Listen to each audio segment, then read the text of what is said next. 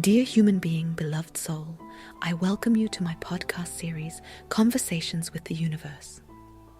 After a near-death experience, my perception of our human existence changed profoundly. I became more sensitive, with all our known senses.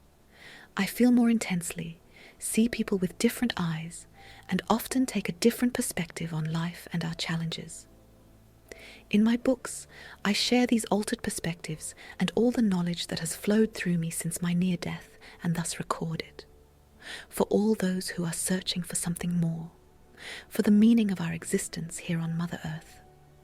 And it is now a great pleasure for me to share this knowledge with you in this way as a supplement to my books. This season I am dedicating myself to my very first work, the basics of being. I wish you many wonderful insights on your path. Thank you. Love. First, a quick note about my network, SPINE.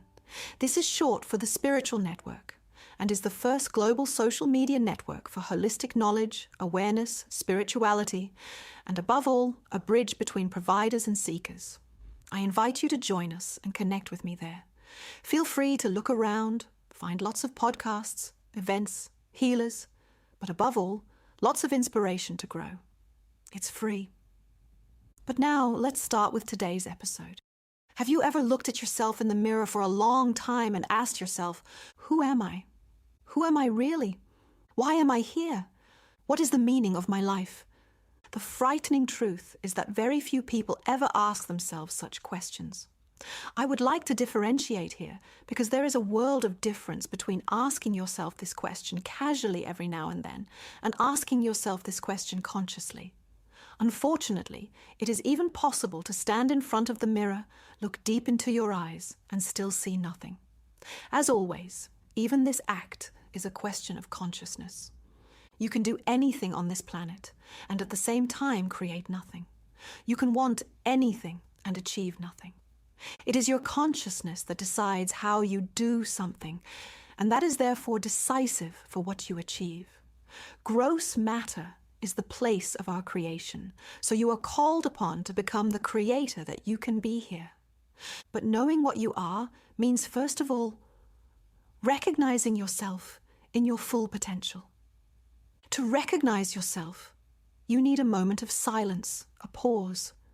For only when you manage, even if only for a brief moment, to step out of the wheel of obligations, tasks, fear, and responsibility, is it possible to truly encounter yourself.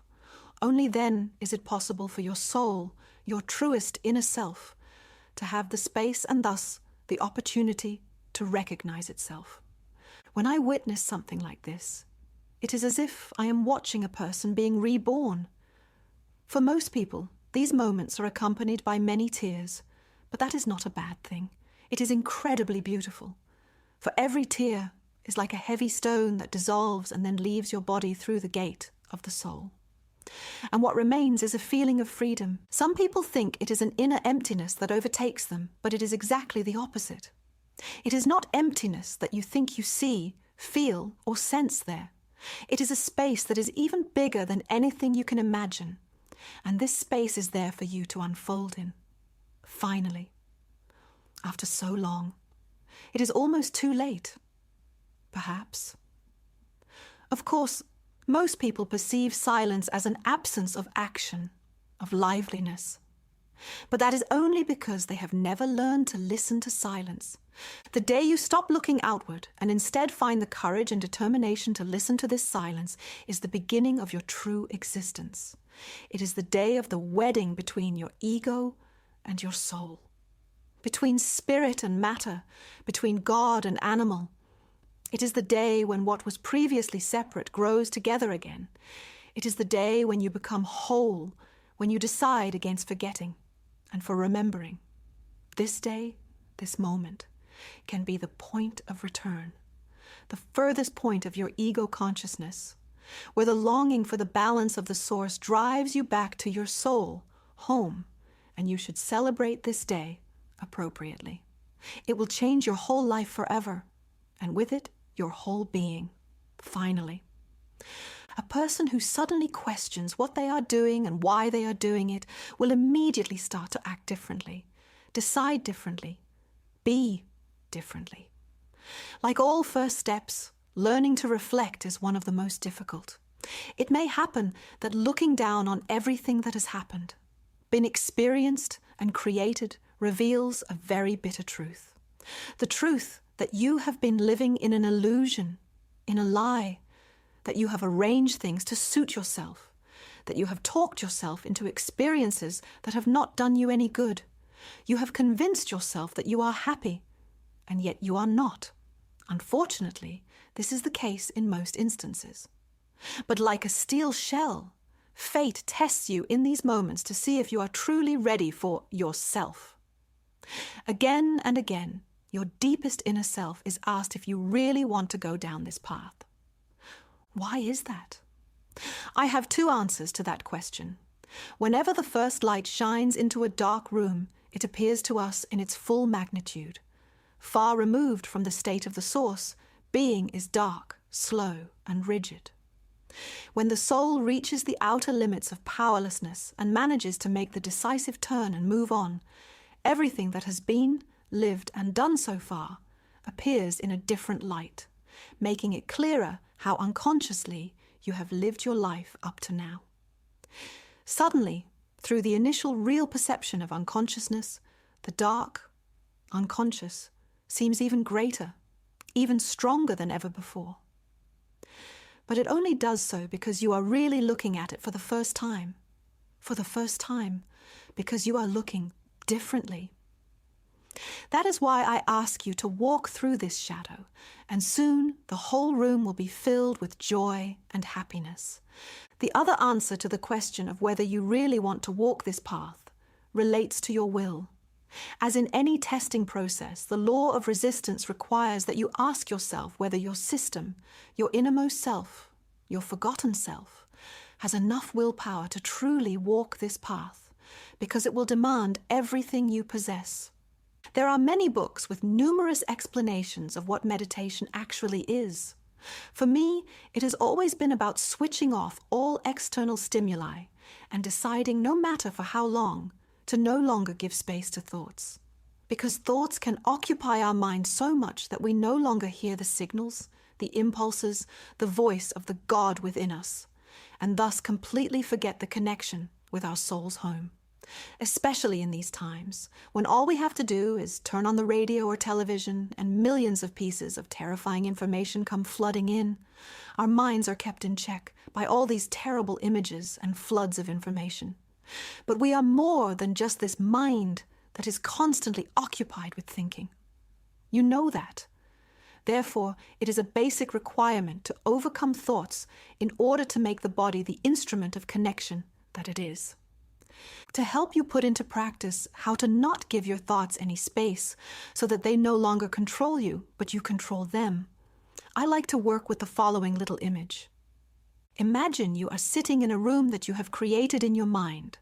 This room can be as big as the room you are actually in with your body right now. Now decide and formulate very clearly within yourself that not a single thought is allowed to enter this room. As soon as you feel a thought coming towards you again, send it away from this room. After some practice, you will not only get a feel for directing your thoughts, but you will also learn to sense and feel the room. Yes, it is possible to sense a space with your mind. You can recognize many other qualities with your consciousness. In the future, this practice can be very helpful when your mind travels through different spaces and levels, because as always, it helps to know where you are. You will be surprised how difficult it is to be thoughtless for just 1 minute in your entire life. First, try to experience this state for 1 minute. However, your goal should be at least 5 minutes, because only then will your body be so perfectly calm that you can recognize the signs, the calls, and the paths within yourself and thus find yourself. Of course, it is possible that some meditators will receive many impressions and images from within themselves after just 1 minute, but most people need a little more time. In any case, as soon as images or feelings arise within you, you are on the right path. Trust these images. Trust these feelings. Do not judge what you see, but trust that there is a reason, a meaning for these images to appear within you now. They are the key to yourself. Through introspection, you can learn how the land of me is structured and where your boundaries lie. But above all, you can learn why you are here. Every person who engages in this introspection reaches a point where they know what their gifts, talents, and possibilities are. You know your backpack, so you know your potential. And when you become aware of all this, you will either experience how an idea or a feeling inspires your thoughts. That is where creativity begins, and that is the source of abundance within you. In this way, you can only become happier and happier. Your body is the key to your soul. It is home to the soul parts of your mother soul, and it is the house with which it can gather experiences of the emotional world in gross matter in order to experience the whole of being. At the same time, the body is the vessel through which you can establish contact with your soul home, and it is the tool with which you can transform energetic impulses into gross matter and thereby shape your consciousness. Energy is information. It functions like a hard drive on which emotions, impressions, feelings, and thoughts are stored as patterns, behavioral structures, and character traits. The way you walk, your posture, the way you gesticulate, all such forms of expression are shaped by the interplay of the impulses coming from within you and those reaching you. As you know, energy units are information stores. You are such an energy, and your entire body has this form and these tools due to the laws already described. Your creative power enables your energy to constantly create energy fields in the form of thoughts, experiences, and memories. At the same time, your energy stores everything you have experienced. This happens on the one hand through your physical body, but also through what are known as energy bodies. You have learned that all energy worlds overlap and exist simultaneously, and you know that we are both animal and God in one. Thus, your existence does not end with the limits of your body, but the God within you, the energy, possesses energy bodies. These energy bodies surround you. They are part of you, but above all, part of your energy, which is who you are. These are often referred to in their entirety as the aura. A person's energy body can store spiritual information and impulses. The normal human body stores experiences on the gross material level via its cells. Cells consist of a lot of water. I would also like to remind you of the research on water crystals. They also store the information they receive and react to it. The basis of the quality of all storage and creative powers is purity. Our organic storage medium is our body, and it must be healthy so that it does not interfere with perception. The form determines the impurity, and here, in gross matter, the bodies are in the potential of the greatest impurity and at the same time the potential of the greatest purification. Here, consciousness has the opportunity to expand in all directions, or to contract. Consciousness is energy. Energy is power. If your power is weakened, you cannot become aware of yourself and your connection, let alone maintain it. The liquid in a vessel can only be seen clearly and distinctly if the vessel is pure and clear. The same is true of consciousness and your body. The purer your body, the clearer your perception, the cleaner the filter, the stronger the energy flow. The better the radio station is tuned, the better the reception. And the better the reception, the louder and clearer the messages can be understood. In order for your body to become your tool as powerfully as possible, it must be pure. The impressions and experiences of life affect the body and the energy body like programming. It is therefore necessary to remove negative programming from this body in order to regain the state of a neutral field that is strong and unaffected, that can send and receive. Awareness is only possible when you are powerful, so making your body healthy and strong is a big and very important part of this key to self-discovery. This is the most important foundation for continuing on the path to yourself. Without this healing of the body as a tool, you cannot truly apply any other key and use it to its full potential. The Bible and all known religions often speak of contamination and that certain things or even deeds contaminate people.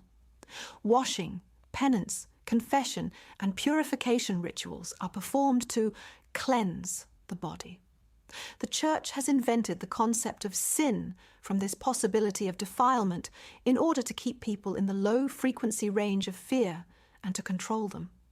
But as is so often the case, this is one of the many misinterpretations and perversions of the religions of our world, and in particular the Church. Observe how your perception changes when you are ill or under the influence of certain drugs. The condition of your body determines how it receives signals from the outside world, and your consciousness is directly linked to this receptivity. The clearer you are, the clearer your understanding of these signals will be. The more clouded, influenced, weakened, and unhealthy your body is, the more clouded, weakened, and disturbed your consciousness is.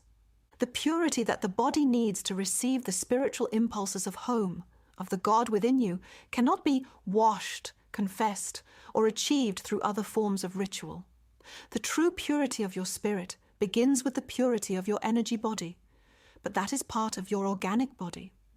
Thus, they are both interacting energy systems, and the purity of both is necessary to be completely pure.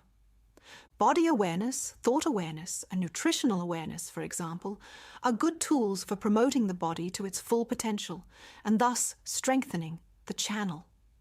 If this channel is healthy, it is strengthened. If it is strengthened, the energies of the flow of life flow more strongly, and the creative power within you can unfold fully. But before all this, your body must be well prepared. If the body is pure, the filter is pure. And if it is pure, the impressions are clearer for you to recognize. To summarize, it is essential that you apply sufficient self-discipline in the course of your self-reflection to create and maintain the purity of your receiver and transmitter.